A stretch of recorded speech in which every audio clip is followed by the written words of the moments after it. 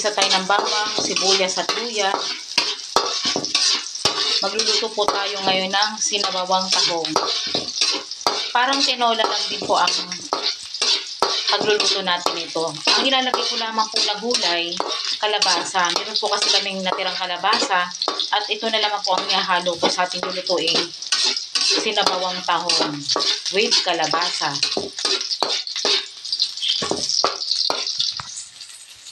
Lagyan na rin po natin ang kamatis.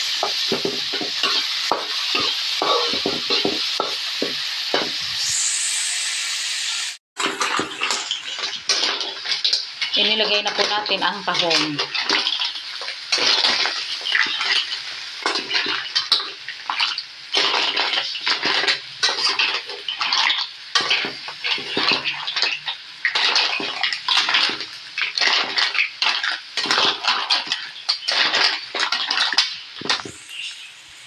Lagyan natin ng konting tubig.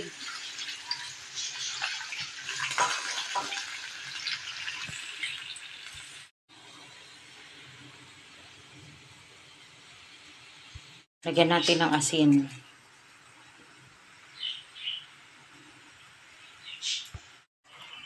Lagyan na po natin ang kalabasa. Pagluluto po ng sinabawang tahong, kahit anong gulay pwede po natin ilagay po dito. Pwede po ang malunggay, talbos ng sili, sayote, o kaya papaya. Meron po kasi akong natirang kalabasa at naisipan ko po na ihalo po dito sa ating nilulutong sinabawang tahong.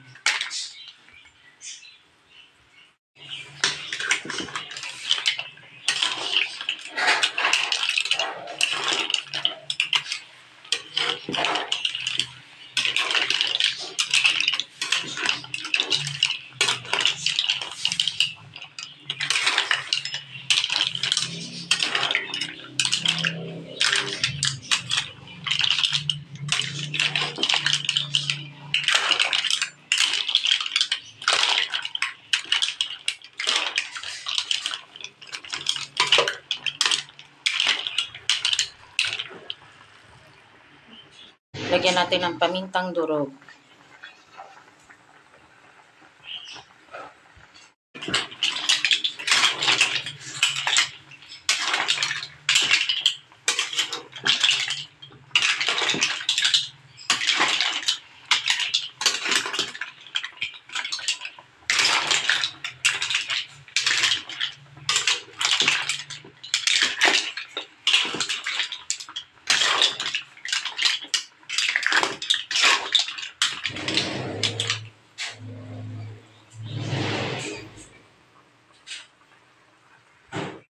Luto na po ang ating tahong with kalabasa.